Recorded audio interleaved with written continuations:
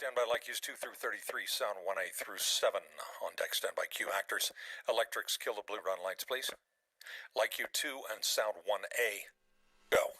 From Arizona Theater Company, this is Hang in Focus with your host, Sean Daniels. As someone that grew up in Arizona, it's a great way for us to share the work that we do worldwide. And featuring co-host Janelle Bragg. That is our responsibility, is to reflect what is going on in the world. Streaming live from the State Theater of Arizona. So let's do it. Let's really use this moment to re-envision ourselves. Welcome to Hang in Focus, live with Sean Daniels. This is the new Arizona Theater Company. I'm just glad that you're here. On today's show, we celebrate RomeroFest with the Arizona-based theaters and artists that are making it happen. Hello and welcome to Hang in Focus Live. My name is Janelle Bragg. I'm the Associate Artistic Director for Arizona Theater Company, and I am so grateful that you are joining us today. Just to give you a little bit of a heads up, Sean will not be here today as Sean is celebrating the wonderful birthday of his bride. And so we just want to give lots of love to Sean and to Veronica in their absence today. I did want to take this opportunity because I think it's important that we address the events that have happened this week. As an organization, we are deeply saddened by the events that have taken place in Atlanta. We are deeply saddened by the callous disregard for human life. And our institution stands firmly against discrimination, xenophobia, and bigotry of any form. This brutal act of inhumanity is not something that we tolerate. In response to the domestic terrorism that was committed against the Asian community this week, we stand in solidarity to stop Asian hate. Now, we recognize that racism is systemic and that it is a problem. And here at Arizona Theater Company, it's the State Theater of Arizona, it is our social responsibility to help eradicate it. You see, it's one of our values as stewards in this community and as an industry leader to inspire others to join us in our fight to dismantle racism and to combat racial inequality and to build a more inclusive and sympathetic America. Now, there are different resources that are available. You can go to arizonatheater.org/hanginfocus resources, or you can go directly to our website and find the different resources available for you to also engage. This is a nationwide conversation. This is also a personal conversation that is important for us all to have. So thank you for letting me take that time. But it's incredibly important that you understand where we stand as an organization and also where I stand as an individual. Now, today we have a great show that is ahead of you.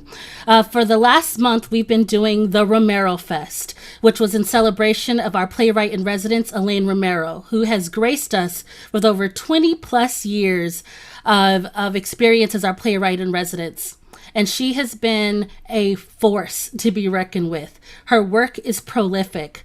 The different titles that she has under her belt are unmatched. Even while preparing for this festival, we were able to uncover tons and tons of her work that has been widely celebrated, not just all over the nation, but across the country and out of the country as well. I'm so grateful to having this opportunity to uplift her. And we decided what better way to do that than to have a local moment where we have all the different Arizona theaters that are involved to be a part of our Hang in Focus episode today. So without any further ado, I want to bring on everyone that is a local entity that has been involved in the RomeroFest to please turn on your cameras and wave at the people now. Woo! And we are so grateful. There's so many of us. And so I'm just going to do like a brief little roll call real quick. And so as I say the different show that you're a part of, feel free to just wave your hand. So do I have the cast of Ponzi from Arizona Theater Company? Raise your hands. Yes, awesome. Do I have the cast from or representatives from Alicia from Child's Play? Woohoo! And do I have from the Bridge Initiative, the Dalai Lama is not welcome here? Yes, wonderful. From Winding Road, we have the cast of Wetback. Yes.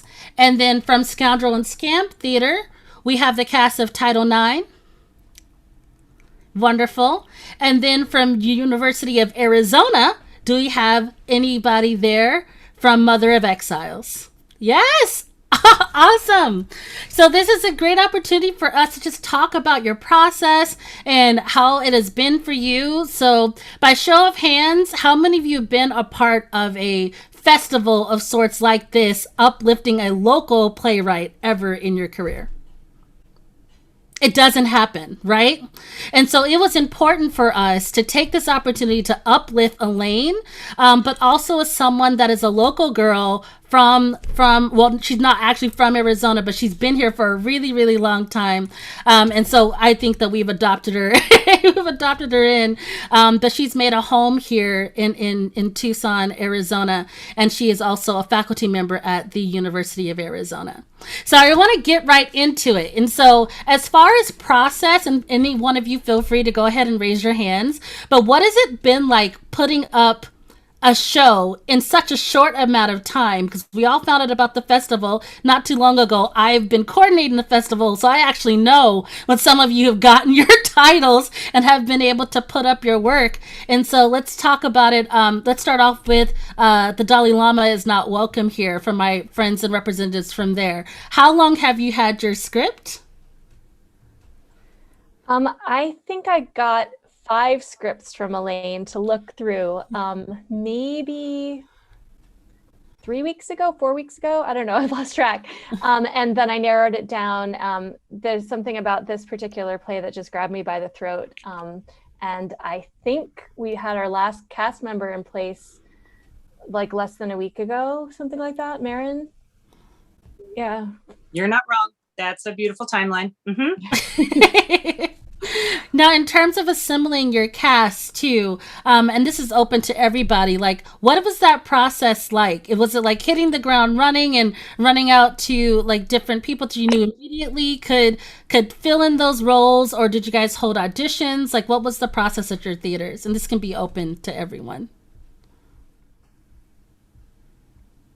Well, Mary and I put our heads together, and we kind of thought, it would be really nice to see how much local talent we could use. And so we sort of talked through people that we could cast, and between schedules and just people's availability, we ended up having to reach beyond, and we were so thrilled. We actually were having difficulty, to be honest, finding people to portray the Chinese characters in our play. We didn't have a huge people that we knew immediately locally. So I reached out to my friend Jose Lana, who lives in New York. And I said, do you know any people? Because we had a couple male Asian roles that we were having trouble filling. And I said, would you be available, or do you know anybody? And he said, let me put it on the Facebook group that I have with other Asian actors, and that's how we found Sergio. And meanwhile, there he is, and he's at in master's program in North Carolina. And then Y was recommended to us because he had a relationship prior with Elaine. So it ended up working out that we have exactly the right cast, and Mary Grace is from Phoenix, so we were able to use her amazing talents. But I don't know, Marin, if you want to speak otherwise to our process, but that was kind of what it was. We went from home first, and then we had to broaden the circles, and we're really, fortunate for the people that we found. Wonderful. Now, with some of our other theaters that are present, I know, Christina, you are here. What was your selection process and your casting process like? So because this is one of Elaine's bilingual pieces, Spanish and English, Alicia, Dwayne Hartford from Child's Play had 3 company members that were bilingual and able to take on those roles. And then he said to me, we need one more actor. And we had so I'm the program director at Phoenix College for Theater and Film, and we just had a recent graduate, an alum, who I've been absolutely just wanting to get him in a room with child's play people. And so this was a great opportunity. So he joined the cast, and there we were complete with 4 actors reading all the different roles in Alicia. That is wonderful. And also that's a testament to Elaine's work, that she does greatly embrace her heritage and Spanish. And so being able to have bilingual work is so impressive and wonderful and vital to our community, and us being having that true representation, right? Claire, from University of Arizona, if you could talk to us a little bit about your selection process and your casting process. Sure. Well, we had 9 actors to cast, and it was pretty exciting because I knew, Mother of Exiles is about a teacher who takes her class hostage with tragic results, and there are scenes out of time with her and her father, as well as scenes sort of in present and alternate realities, as is Elaine's signature, with her students. So I knew I needed to cast a group of students, but fortunately, since I teach at a university, I know a few students. But for the roles of Magda and her father, I actually thought it would be nice to have a little bit of distance. So I ended up reaching out to a recent graduate of just one semester, but someone, who graduated in December, and I thought she would be a good fit for the role of the teacher. And then I prevailed upon my colleague at Scoundrel and Scamp, Brian Falcone, to play her father. And then, I picked a wide variety of current students, people I'd seen audition at various different points. And Ariel, who's in my Theater 100 class, had asked me just a few weeks ago, if you know of any opportunities, I'm very interested. And I was like, well, Ariel, I do actually have an opportunity for you right now. So... Definitely wonderful. Thank you for sharing with that. It was really great to have academia also present.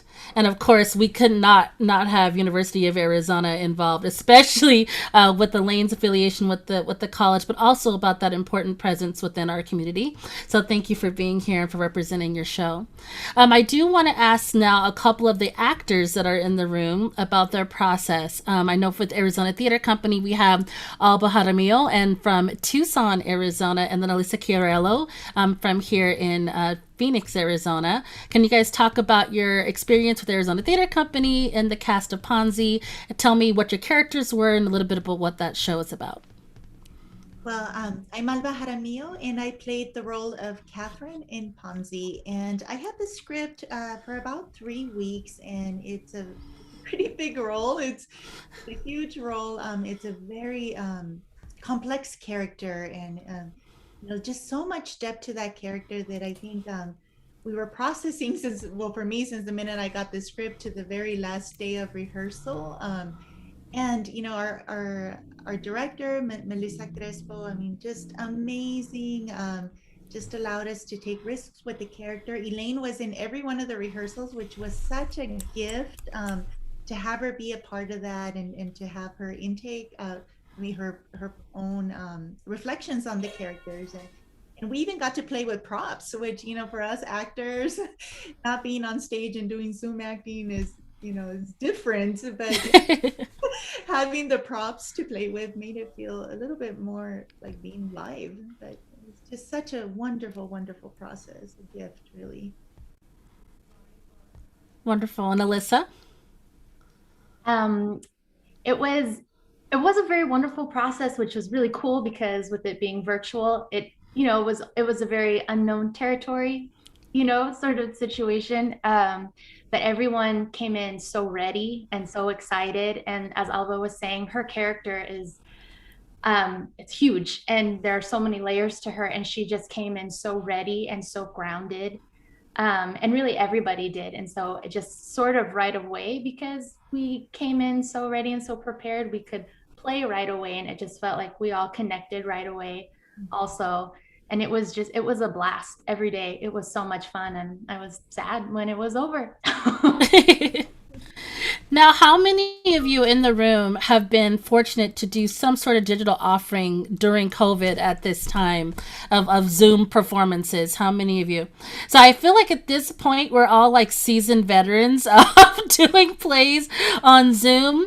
So I guess my question, actually, I want to do a 2-part question. So for my friends that did their presentation on Zoom, then I'd like to talk about what that process was like for you for your show individually. But we've had also a couple of in-person that are also on the call, and I want to talk about that as we're starting to transition into being back indoors, what that was like for your cast. And so I want to start off with the Zoom conversation, and I believe that the Dalai Lama was done via Zoom, correct? It was physically recorded. We're still in process. We have not even yet recorded, but yes, it's all via Zoom. Oh my gosh, that's amazing. And then I know Child's Play, I believe, recorded theirs already, and it goes up on Sunday. Yeah, we actually had a very magical moment our first night of rehearsal. One of the actors was wearing, just by chance, a green screen colored t-shirt, and he started playing around and started putting filters, and we then literally costumed the entire show. We got green screen t-shirts for the entire cast. So like Alicia has 9 costume changes. And we were like, imagine if we had to have fittings for all of this. And she just has, the shade of blue of Alice. And she takes that blue all the way through in different patterns. And, we did, of course, Creative Commons searches where we're all legal and, using images that are okay to be used, but just putting it out there and just seeing, had the limited amount that we could see allowed us to play sort of with the idea of those images on the green screen t-shirts. That's amazing. And now I want to do that on regular stage, right? Like find a way to use projections on, you just might have created the next concept. Vinny Chavez from Child's Play, because it was so happenstance. Like, I wish I could say, I have this great idea. Let's have, but it was so happenstance just right there in the moment.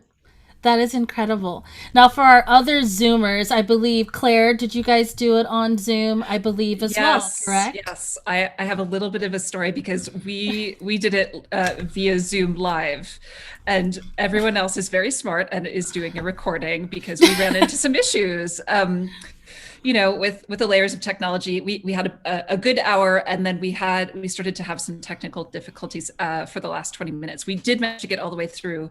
The actors did a lovely job, just really making sure that the show went on, even though it was online, and even though we had difficulties. So yeah, I do miss live theater with everyone being in the room.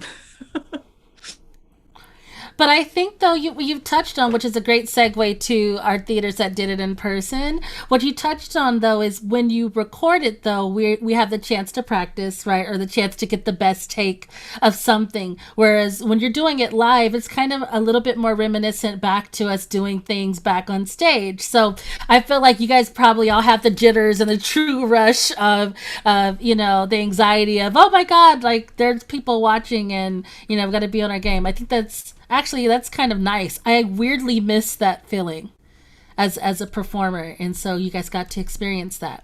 So for my friends with Scoundrel and Scamp, yours was in person, correct? Was that on recorded as well?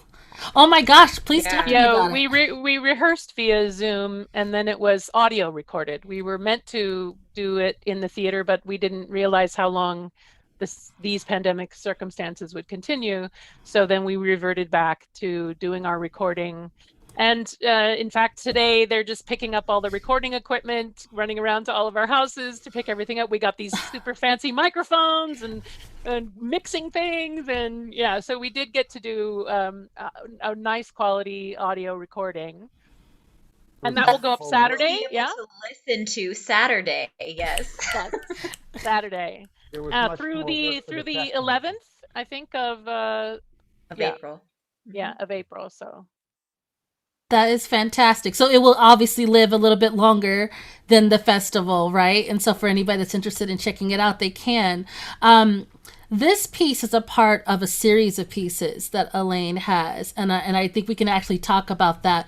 But I want to talk about the in-person first, and then I want to get into the meat of the type of work that Elaine does and how beautiful and prolific her work is, and why it was important for you to perform her work, because she tackles serious subjects. Like she's not, the subjects are not for the faint of heart. Like she talks about real issues that are happening in the world today, which is what makes her writing so beautiful. And so we want to get into that just a moment. So our in-person then, was that Wetback? So none of them were in person. Yeah, and we do have a couple of the actors from Wetback, but I also work with Winding Road, and that one was live, Zoom to live. Also experienced some technical issues. If the actors that were involved in that would like to speak to it, you are welcome to. Please. Yes, please, Elena.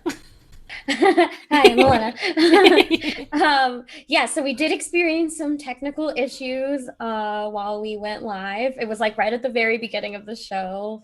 And I remember Eddie Diaz, who was our Gustavo and also our voice, was like mid thing. And then we lost audio and no one could hear him. And it was so scary. And he was like, he was like freaking out. But we got like, it was so fun because it was like those live acting jitters that you get. I was like literally shaking in front of my computer screen. I was like, what's going on? But it was like so fun, like a fun shake, not like a, oh no, I'm gonna have a panic attack. It was like, yay.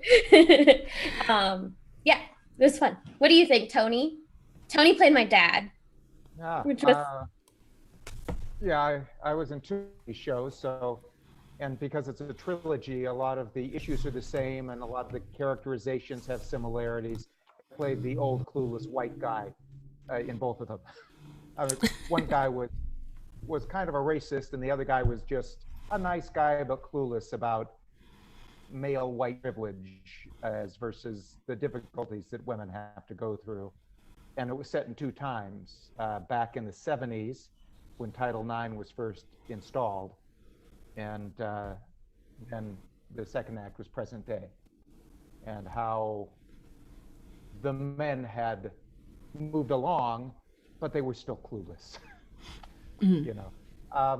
At any rate, as far as the technical things, Winding Road usually likes to record the dress rehearsal and then do the performance live, and we have the record the can just in case anything goes bad or whatever, or the internet goes down. My wife and I actually had to go over to China's and Molly's houses because they have much better internet than we do. They kept having outages in our area, and you'd go from having great internet to 5 minutes later barely any. And I've been doing this long enough that when we got our little note from the stage manager saying, hold, and Gustavo just stopped in the middle of his monologue and I'm going, don't you have 4 lines? Because I had my script up high enough that I couldn't see the chat lines. I thought, what's going on? I finally looked around and went, oh. And then Molly was actually watching in the next room. So I kind of got there and go, what's going on? Oh, we lost sound. So yeah, I went back and had more coffee. Because I was also watching, and as an acting co-managing director right now, I was also helping support the production end of things. So as soon as the sound wasn't working, I started messaging the stage manager, and I actually was halfway to his house.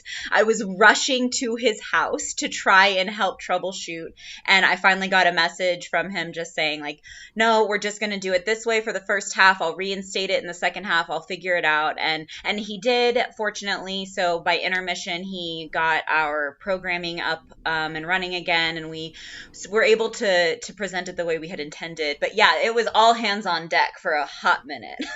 Yeah, China definitely got a text message from me as well. It's like, is everything okay?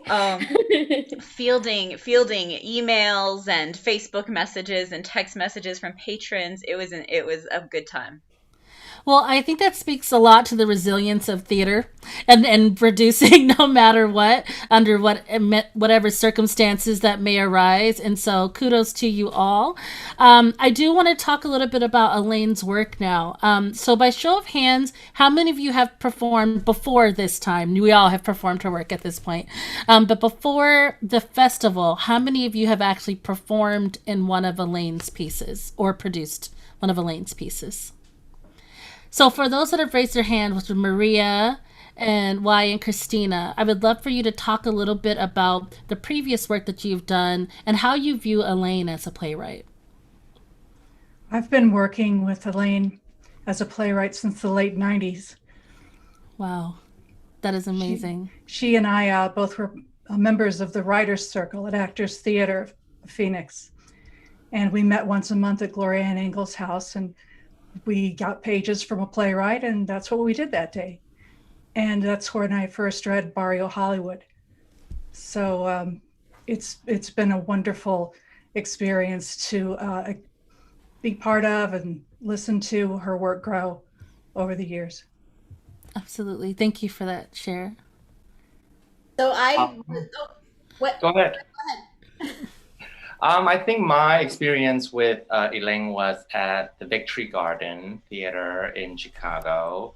It was a workshop reading for one of her plays. And I remember vividly how imaginative of the whole play, like the setting, the stage direction, it doesn't really make sense, but then it does make sense at the end. How vicious the dialogue can be, and also how quick she worked, because Elaine, she is fast. She will be like, let's do that, let's cut that, this is the new pages, here we go, and then we'll just jump right in. And we were all always amazed, like, how did your brain work? She just literally listen, and then she'll be like, these are the new pages. And then we're like, okay, here we go. So yeah, it was always a pleasure working with her. That's wonderful. And Christina? Yeah, it must have been about 2 decades ago, where I actually read stage directions and a staged reading of Secret Things.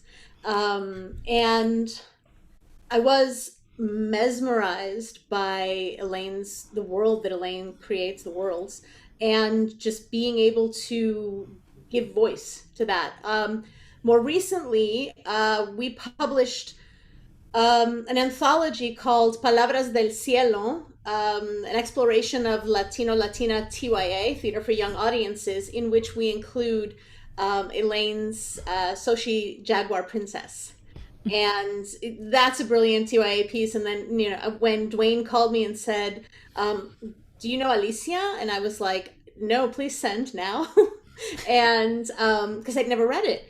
And it was so wonderful to explore more of her theater for young audiences, because as you said, Chanel, she talks about such serious issues and she doesn't shy away from those in TYA.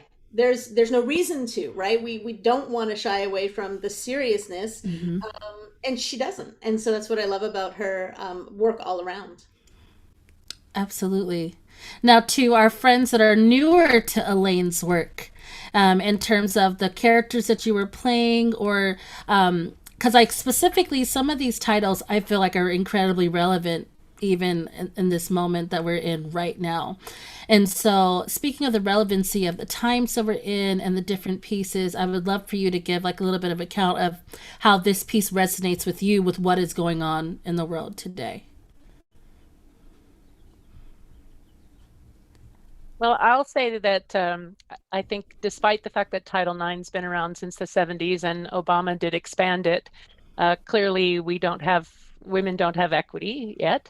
But I find in general what's true about Elaine. I've known Elaine since Chicago. We met at Chicago Dramatists, and then I moved to Tucson, and thank God she's here, because we got even closer and have become great friends. And she will send me one of her plays to read, just to read out loud for her so she can hear it. So I've heard a lot of her work, a lot of it out of my own mouth. But all of that aside, I find that, and I said this to her the other day, her work, like Peter Brook says, true artists are really listening to their tribe, and then they create something before the need arises for their community.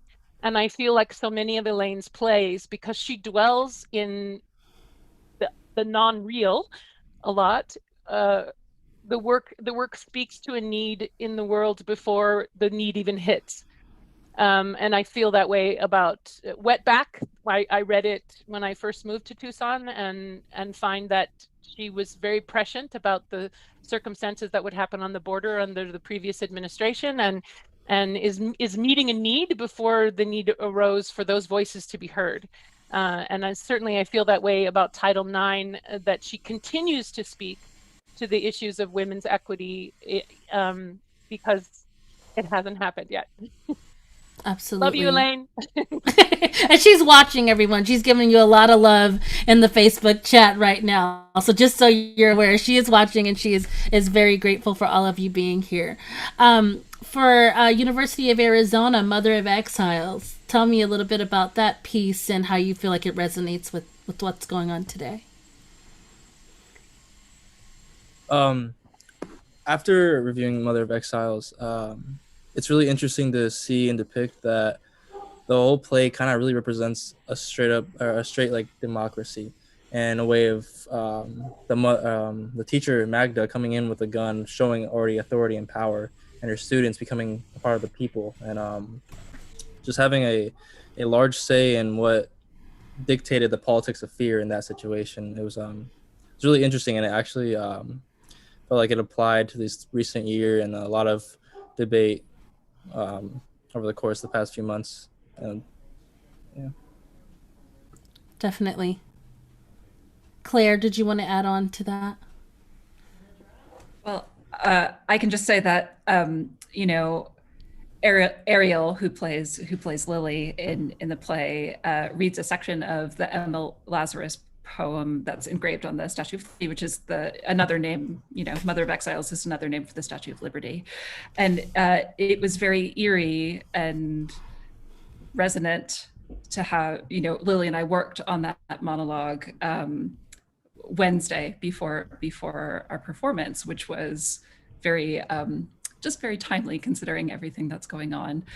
And I think one of the things I said, and I want to let Ariel and any of the other actors speak to it too, but I assured her that this is very powerful, that she just had to trust that she knew how to do it.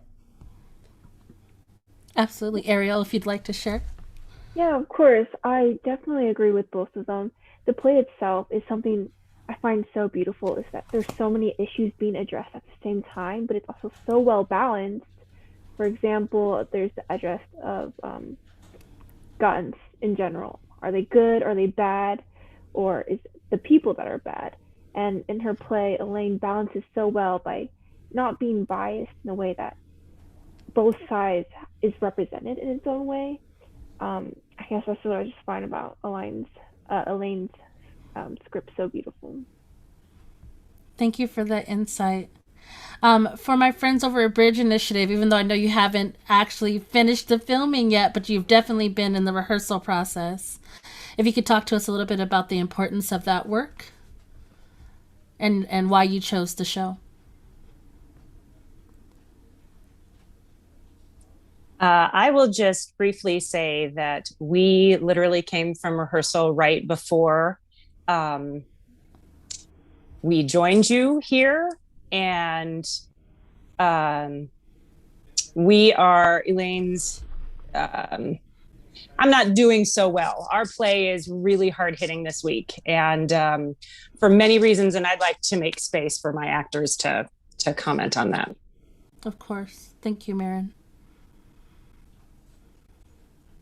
I'll just quickly bring everybody up to speed. Our play deals with a little bit of, white supremacy in the form of white saviorism, in the form of sort of like, my character is a white woman who goes over to China and makes a very terrible choice and then thinks that she can just fix it. So there's a lot of in this, since Atlanta, we are very conscious of the anti-Asian sentiments in this country, and we're feeling more compelled than ever that this idea of white people just being able to brush this kind of thing off is we need to talk about it. And like Maren said, I want to leave space for the actors in the room, but I just wanted to give context. Thank you so much.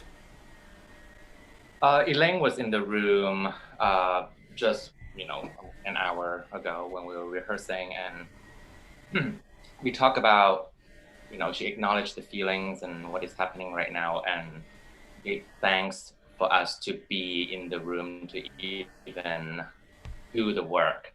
And I am actually very happy and relieved and feel privileged that I'm actually in the room to do the work. if that makes sense. Yes. Because it is important. This is my job. This is our job to make a change as an artist, as an actor. So with everything going on, we can do so much, right? But essentially, this is what I know that I can do as an artist to bring life to the situation, to the racism, to the white supremacies, right? So my hope is just get this work out there. And if the work will touch people, then my job is done. So yeah. Absolutely. Want to continue to make space for anyone else that would like to share? My name is Mary Grace. Just hi everybody. Just piggybacking on to what Ray was saying. This is my first time. Well, yes, this is my first time being in the room with the playwright and doing the work at the same time in the midst of discovery. And there is something about that when you're going through the process. To speak loudly, discovering something that is right there in front of you, and then the playwright responding to that or is affected by that. And like everyone has said, she's quick to make the change. And not only was that affected, but she's seeing it live. So she's like, okay, I'm seeing it, and here we go. And then we put it back on its feet. So it's putting our gears back in play, right? And now we're just responding and reacting. And since her plays are so controversial, it's really hard not to hit truth. Hard. And you have to let it live. And it is really a profounding and an honor to have to work with a playwright who is so open, with the openness of the play itself. The fact that this controversial topic, it's hard to even put in front of people, but at the same time, it needs to be said. And it is being said. And it's finally, we are listening, not just us, but the world right now. And these plays are very much hitting it right now. So I just wanted to point that out. Thank you for that. And that is a testament, again, to her work. I mean, she wrote this long before this week, right? And so what I love about Elaine's work personally is that she ties it to what is going on in the world, to her politics, to, her commentary on the patriarchy or her commentary on systems. She's never been afraid to speak her mind, which those are the type of playwrights that we need, which is why it's important to uplift playwrights like that, especially playwrights that are BIPOC. Because those are the stories that we need to hear more often, because that's the reality and that's the truth of how we exist and how those stories manifest. So I'm so grateful for this exchange. Yes, Selena. I just wanted to kind of piggyback on all of this, and I just wanted to repeat back one of the lines that really hit me super duper hard while in Wetback. And it was, "It takes a village to kill an immigrant." That really, really hit home for me. And Elaine and Sean gave me surprisingly, I didn't think it would be hard, but it was a very hard acting challenge for me. I'm a 7th generation Tucsonan, like güerita Latina, like I eat burritos like in my sleep kind of lady. And I'm playing Lori Harris, the polar opposite to me, who grew up, not thinking the same things as me. And it was really hard to not let those personal views and those acting views like kind of all mesh. And it made me like super emotional and like discover new things about myself as a person, not just as an actress, but as a person. And I just wanted to thank Elaine for giving me that challenge. And I had my mom read the script because she was unable to watch the show. And this is to you, Elaine. My mom was like, "Oh my God, my Tata, Albert Elias, who was a prominent political figure here in Tucson, would have loved this play and would want it to be produced throughout the nation, and she just wanted to share that with you. Yeah, thank you so much, Elaine, for giving me such a wonderful experience as not only an actress but as a person. That's beautiful. Thank you. I see some hands going up. Kent? Yeah, hi there. Thanks for having me. I also wanted to just piggyback on the idea that this is a testament to Elaine's writing. I mean, look at the diversity in this Zoom box right now. It's unbelievable, as well as all the companies that are involved in making this happen. I think it's a real testament to the writing that she does, also that she brings in such fleshed out characters, and also characters, casts that are 7, 9 people, even bigger than that. We see so much on stage now that's 2 and 3 people. And I think it's really we need to see ourselves on stage, and I think that she's writing that, and that's what we're doing here. And I think it's a testament to her writing, but I also think it's a testament to everybody who is involved in producing and making this happen. I really do. So kudos to everybody. Thank you. Thank you, Kent. And Brenda, you had your hand up. Oh, well, since we're talking about the power of Elaine's words, I just wanted to, I don't want to put you on the spot, Sergio, but like he was, he when he was cast, before he had to audition for us because we didn't know him. We sent him the play, and I don't know, Sergio, if you want to share a little bit of what your thoughts were on first reading it. His compliments for Elaine were just beautiful, and I'd love for him to share that. Oh man. Hi everybody, my name is Sergio. Reading Elaine's work, I'm a formerly undocumented immigrant. I am a former DACA recipient, and so many of her themes are just generating and germinating and just living in myself. And so reading her play all the way to the end, there was a triumphant scream, and for people who look like me and for people like me. So that to me is the big win, and there's a whole festival dedicated to her work. I mean, there's nothing else need to be said. So really, Elaine, kudos and my heart to you. Now, Elaine does a lot of hard-hitting work and thought-provoking and heart-wrenching work for sure, but she also does comedies as well. And now she also does TYA, right? So her breadth of work is quite expansive. Can my friends from Ponzi talk to us a little bit about the comedy that they worked on and what that was like? No, it's interesting because the comedy is a lot of irony and a lot of satire. I think you could read this play in a very serious manner, and the comedy itself comes out, but there's so much depth to the comedy that every single line is really loaded. So sometimes you're laughing with these characters, sometimes at the characters, but there's so much underneath that. It's interesting. Alyssa? Well, what was really very cool is with the character that I portray, Allison. She's very simple. She's sweet, but she's sort of a puppy. We kept referencing her as a puppy. She's just very excited, happy to be here, and that was so fun personally for me to play, because I usually am always the villain or the vamp, and so that was just, as an actor, that was so fun.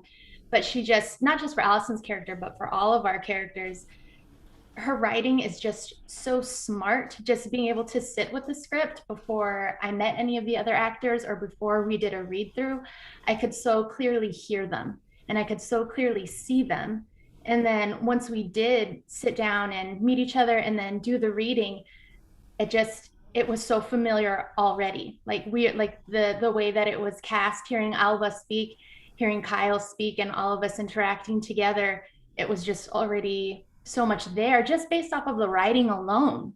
And that was really an experience I hadn't had before. And to have it virtually also, to not even be with each other in the same room to vibe off of that chemistry, but be relying so much on the text, it's just, she's very brilliant. Thank you so much for that insight. So as Arizona theaters and Arizona collaborators, how important is it?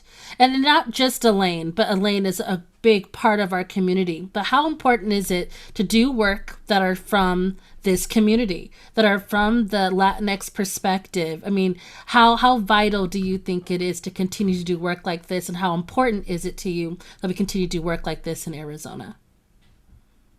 Well, I come from a prolific Latino family here in Tucson, and it is so freaking amazing to have a play where you can vividly imagine where you grew up. Or in Wetback, Samantha brings a lot of peace offerings. She loves the tamales. She like brings the tamales to Amalia. And like I grew up with family members bringing peace offerings after a fight, you know, and like finding those relatable things was like, oh my God, like this is me. And like having my 4-year-old daughter, you know, get to watch the live stream in another house, you know, be like, wow, this is, you know, the culture that I'm growing up in. And I get to see my mom portray it on a computer screen, which is really freaking cool, because now she thinks theater is only on Zoom because she's 4. But, you know, but like it is such an amazing thing to see my little girl be like, yeah, this is totally okay. And then my husband is Vietnamese, and she just, you know, saw Raya, and she's going to watch some of the shows that are about to be up, because we think it's super important for her to watch all kinds of theater and movies and film and TV. And she's just so excited because there's people that look like Daddy on the screen now. And that wasn't a thing 2 years ago, you know? And I think Elaine is one of those like founders. She's in the room where it happens way before anyone else ever was. And she needs all the kudos and love for that, you know, like, and Eva's like probably one of her biggest fans now, which I think is pretty cool. Well, one thing we know is that she writes intentionally to have everyone involved in the shows, and those character descriptions she does, like I've had conversations with her, she's like, yes, I wanted to make sure that I had this person represented, and that's why I chose this person, and it's up to the institution to figure out how to cast it. And we need more playwrights that are not afraid to take those risks. Adriana, you had your hand up. Yes. Hi. First off, hi everyone. I'm Adriana. To me, this was amazing to be a part of because I've always lived in like the borderland area, like near Yuma, but I always lived in San Luis Rio, Colorado, or in Nogales, Sonora, in Arizona. And I don't know, particularly for Mother of Exiles, I felt like she was very, very, like she was able to very vividly portray, well, the world that we're in. There's actually a line in the play that says, in order to like properly portray something, you have to know what you're experiencing, what you're living in. And I think Elaine does a very great job of just capturing that and, I don't know, putting it in a very dramaturgical way for everybody. Beautiful. And Tatiana? Yeah, I think Elaine, well, hello, I'm Tatiana, does a very beautiful job at just capturing Latinx's experience and how it is like growing up in a border town or a more southern Arizona town or something like that. And she just has a very prolific way of, and a very beautiful way of just capturing these experiences while also not limiting to just that, because Mother of Exiles also includes other races. And she has a very just amazing way of capturing Latinx's experiences while incorporating even more diversity and inclusivity, which I think is so important and will. Most certainly. Well, I appreciate you all for being here. Would you believe it or not, an hour went like that. And I'm like, oh my gosh, there's so much more that we can unpack here. But I do want to get this through before we end our presentation today. We have a word that we actually ask all of our guests to bring with them to hang in focus, as a way for you to talk about like how you feel in this moment. I'm going to ask us to change that a little bit today. And I want you to give me one word that resonates with you about the piece that you did for Elaine. So I'm going to give you a second to think about that. So one word that you can give that expresses how you feel about Elaine's work or your character or something related to the RomeroFest. And then I'm going to call on you and ask you to call on someone else. Molly, can you start? Nuance. China. Paradox.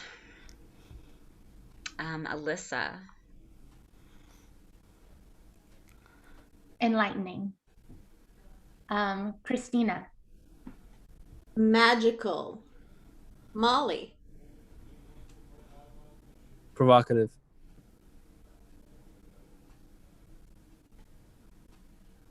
I'll pass it to Sergio. Revolutionary. I'll pass it to Elena. Pride. Claire. Human. Alba. Exemplary. Ariel. Intense. Brenda. Mandate. MG.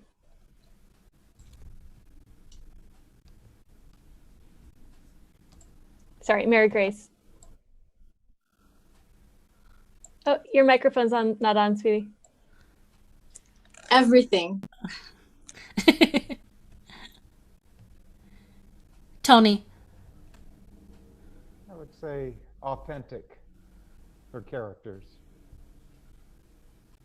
And did Adria speak yet? No. No. Unapologetic. Galette. Provocative.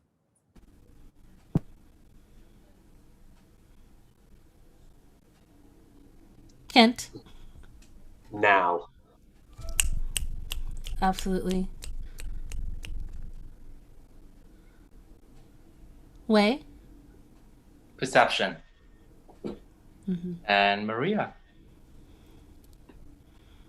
Brutal. I think we have one more left. Alejandra?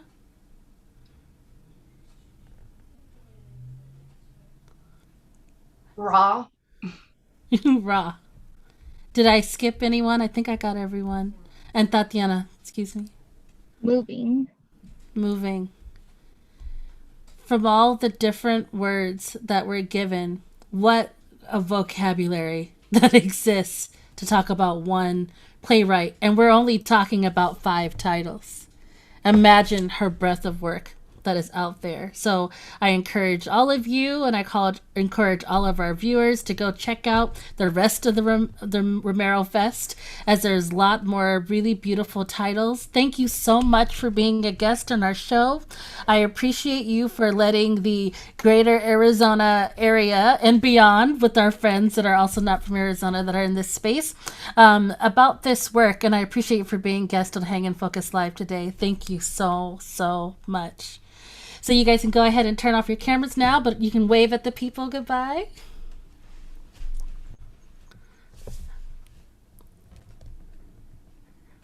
Wonderful.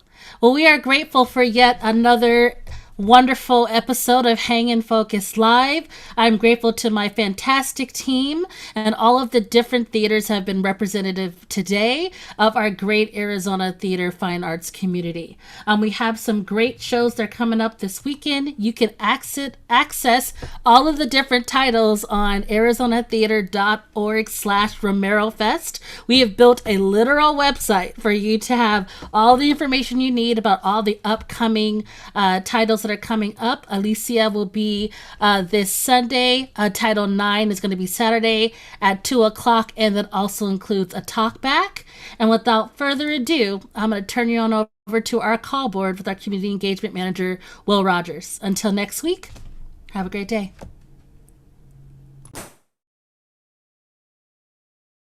This is your call board for March 19th to the 25th, 2021. We hope you caught today's show, where we sat down to celebrate RomeroFest with Arizona theaters and artists that are making it happen. Join us for the next Hang in Focus on March 26th, when we'll reflect back on RomeroFest with participants from the festival and some special guests. And on April 2nd, Chris Will from Pima Community College will join us to talk about his new partnership with our Department of Learning and Education.